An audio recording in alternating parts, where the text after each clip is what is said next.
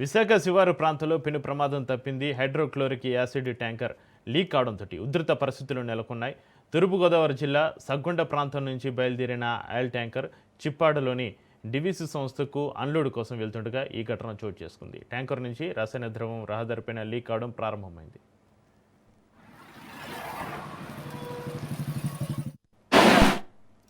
సమాచారం అందుకున్న వెంటనే పోలీసులు సిబ్బంది ఘటనా స్థలానికి చేరుకుని ట్రాఫిక్ను నియంత్రించారు. పరిస్థితి మరింత ప్రమాదకరంగా మారకుండా ట్యాంకర్ను సురక్షిత ప్రాంతానికి తరలించారు.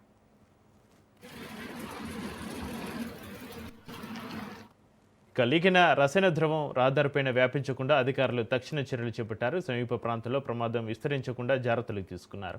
సమయోచిత చర్యలతోటి పెద్ద ప్రమాదం తప్పినట్లయిందని అధికారులు తెలిపారు.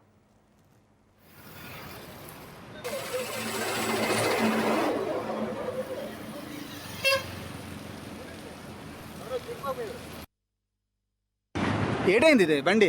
అదే లీక్ అవుతుంది, లీక్ అయ్యి కారిపోతుంది. లీక్ కారిపోతుందా? ఎక్కడికి వెళ్తుంది లోడ్? అక్కడ యాక్సిడెంట్ అయింది సార్. ఎక్కడ? అక్కడే టోల్ గేట్ అవుతుంది.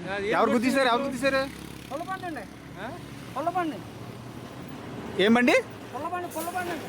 పుల్లబండా? పుల్లబండి అంటే కర్రల బండా? Okay okay. ఎక్కడి నుంచి మీరు ఎక్కడి నుంచి వచ్చారు? ఆంధ్ర సోర్స్ అండి. ఆంధ్ర సోర్సా? ఇదేంటిది ఆయిల్?